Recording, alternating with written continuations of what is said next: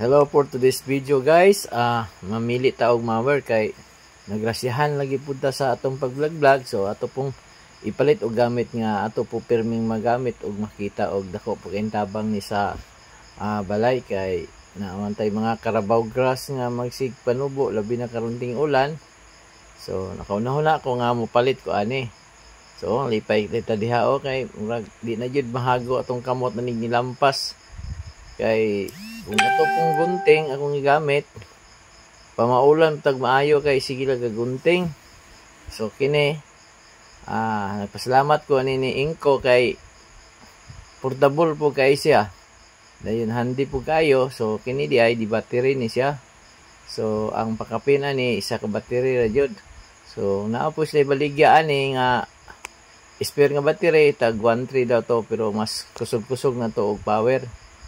So, tao di pa kayong tao oh. Sus di na dito pa maulan ani. Oh, tanawa. Try na to usa no. Oh, tanawa. Lisuon ni mo pwede po mo ni siya kuan pataas, pwede po pamubo. Tuyo ko lang nimo nakaitom. Oh, imubo nimo dayon ang kanang ulo po na pwede po kuan. So, dara ato nang gipalit. Oh, di mo na ni sir. Shout out ko nimo sir. Imong di mo kung sa akong pagtaod para inig-uli po na ako sa mong balay di po ko magkalisod. So muna ang kuan na siya charger. Dayon dan charger no line up po siya kanang kuan no handle nga ibutan mo diyan ang imong hawiran ng color itom na imong para dali ra kay imong pag-operate. So daapod tay kuan ani. Oh mao na ang battery. Pasok nimo da charger. So naay indicator diyan nga green, no kana gasiga-siga. Tanaw nimo kung magsiga-siga na so ibig sabihin na nag-charge na siya. Oh, di mo na ni sir oh. Shout out sir ha. Salamat kayo kay na imo jud ko nga satisfied jud ko sa imong unit kay portable pud kaayo. Dayon, so kamo na yang handle nga inighawi nimo. Ito mo butang po na po say tornilyo diha dahil nakalak. So pwede dya po na siyang di po kuan nimo i-adjust. Tuyo ko nimo gamay, balik ko gamay para imong ma-adjust ng hawiranan dira ba. Oh, ma-adjust ra pud siya. So atong masulayan ni sir kung kuan ba yun mugana na ba. Oh, itaod ang battery sir. Para atong masulayan. Okay, kita udah ni sir no. So, tanawa, testingan na to. Kusog kayo oh.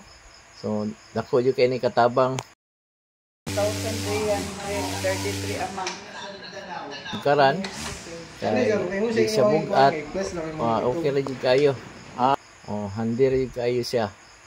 Ano, maliso-liso jud na siyang ulo anak kung unsay imong gustong iporma. So, napoy kuan siya, napoy ligid sa kilid. Kung naay katubang na simento nga kuan, simento dayon sagbot, i-trim nimo ba? Na imong kuan ikot-kuoton bitaw so para straight pud ang imong pagmawer. So naay ligid. So imo lang ipaligid diha nga para ma-straight lang ang dagan ba dili hiwi. So mo na diha ayan ning install na diha. Imo lang ipasok dira.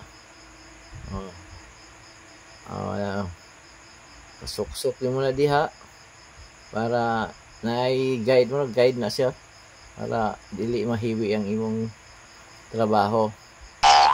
Oops, hapit oh. Okay. Dong itataog kuan ani. Kuha si sir og screw kay yang luagan tong tornilyo dito para masulod itong ligid. Sige, daghang salamat.